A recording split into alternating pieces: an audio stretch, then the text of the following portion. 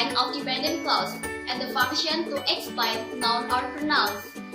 Adjective clause is a subclause, so it is conjunction.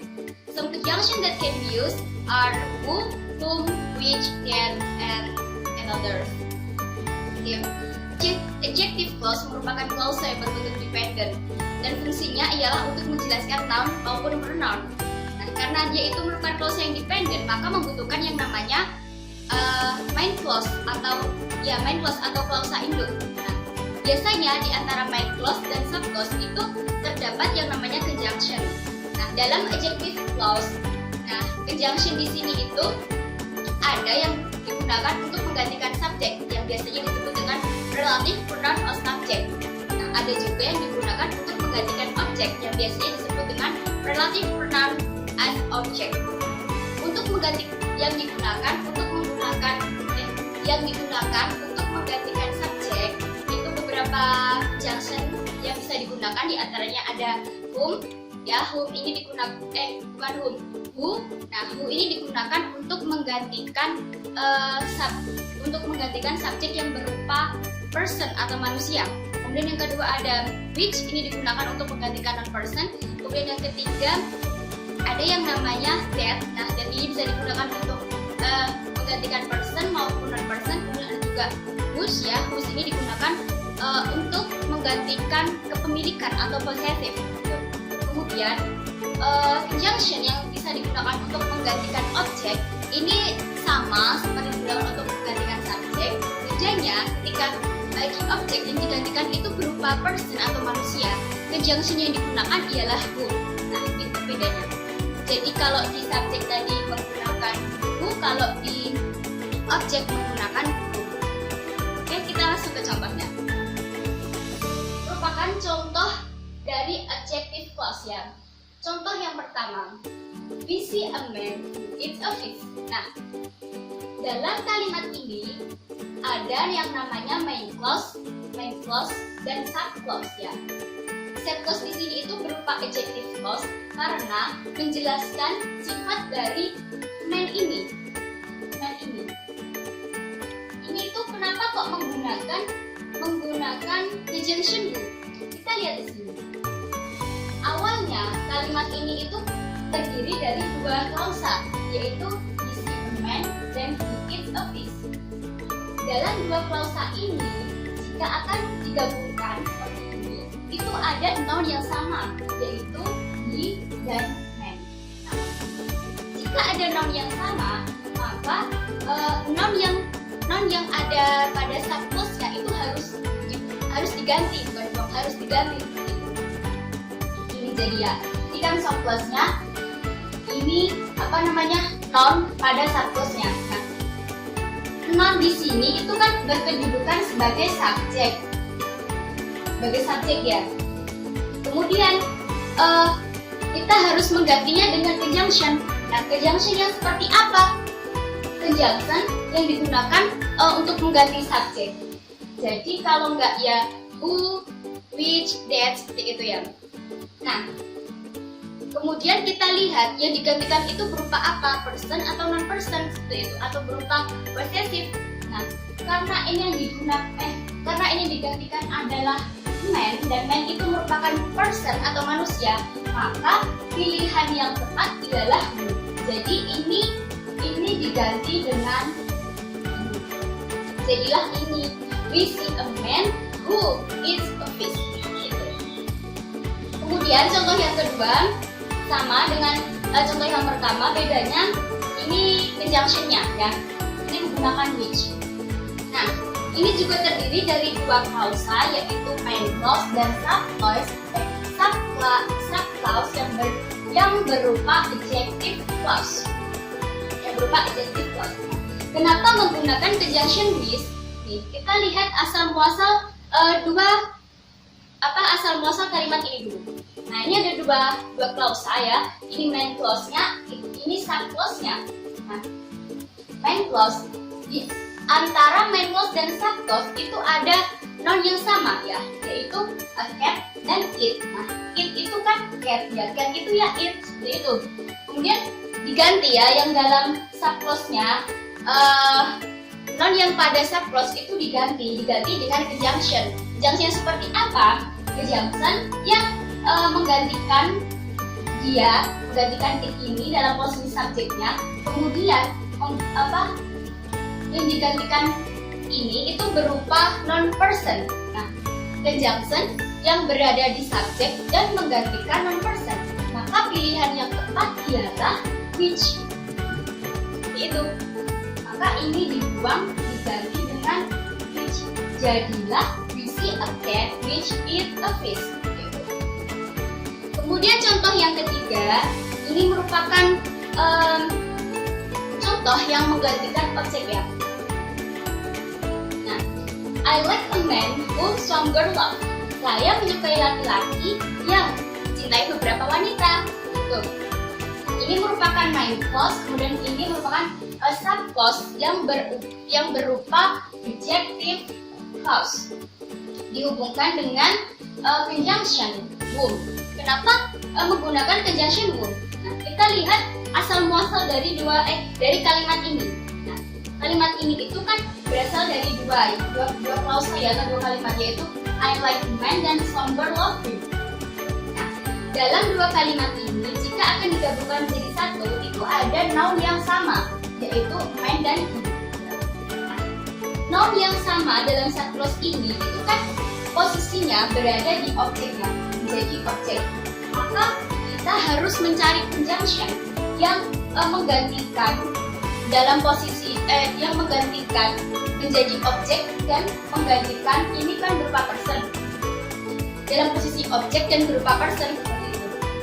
Conjunction apa yang pas? Maka pilihan yang tepat ialah whom, karena dia berada di objek atau menggantikan objek, dan yang digantikan itu berupa person atau manusia.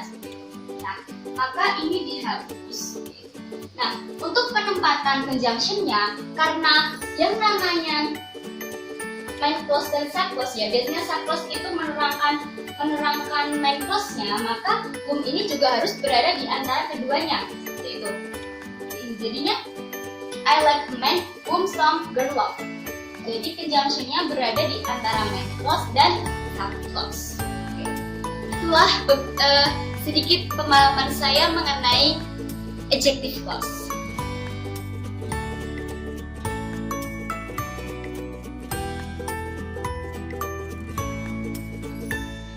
Noun clause.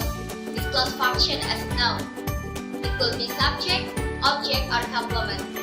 Noun clause is subclause, so it is conjunction. The general conjunction of noun clause are that, question word, and whether or if. Noun clause merupakan klausa yang mempunyai fungsi sama dengan noun, yaitu bisa menjadi subjek, objek, maupun complement. Noun clause ini merupakan subclause sehingga membutuhkan yang namanya conjunction. Nah, conjunction yang digunakan di noun clause ini umumnya seperti that, kemudian question word. Nah, question word biasanya dengan what, where, who, how, seperti itu. Kemudian ada juga conjunction yang namanya whether atau if. Nah, langsung ke contoh. Contoh yang pertama, I know that you love him. Saya mengetahui kamu menyukainya. Di sini merupakan clause saya kalimat. Nah, ini subjek, ini clause-nya, kemudian that you love him merupakan objek yang berupa noun clause. Objek yang berupa noun clause dengan menggunakan conjunction yaitu that. Kemudian contoh yang kedua, I hear when she hits me. Saya mendengar mengapa dia membenciku. Nah, ini sebagai subjeknya, ini sebagai verbnya. Kemudian why she hates me ini menjadi objek yang berupa noun clause. Nah, ini menggunakan conjunction why ya. Why ini merupakan termasuk question word. Kemudian contoh yang ketiga, whether you are good or bad is not my business. Jadi apa ya? Meskipun apa sih artinya ya, meskipun kamu baik baik atau buruk itu bukan urusanku seperti itu. Nah, di sini whether your cup are bad ini merupakan subjek yang berupa verb clause, kemudian isnya ini verb-nya, predikat yang berupa ya, kemudian not my business itu merupakan subjek. Jadi ini adalah noun clause ya yang mempunyai fungsi sama dengan noun, yaitu menjadi subjek, menjadi subjek, menjadi objek. Oke, itu sedikit pemahaman saya mengenai noun clause.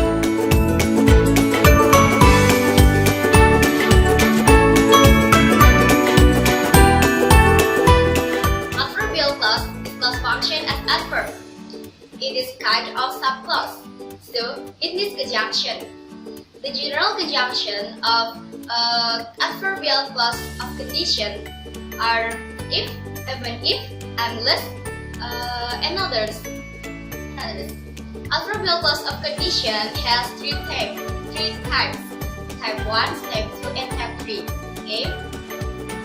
Adverbial clause atau klausa adverb, klausa yang berupa keterangan, itu merupakan klausa yang mempunyai fungsi sama dengan adverb, yaitu sebagai keterangan.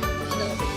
Nah, adverbial clause ini merupakan jenis dari subclause, jadi membutuhkan yang namanya conjunction. Pada umumnya conjunction yang digunakan itu ada if, kemudian even if, unless, as long as, dan lain sebagainya. Oke. Dan adverbial clause ini mempunyai 3 tipe. Nah, untuk tahu tipe-tipe apa saja, kita langsung ke contohnya. Contoh yang pertama, ini merupakan tipe yang pertama. Tipe yang pertama. If Emily meets Ethan tomorrow, she will be happy.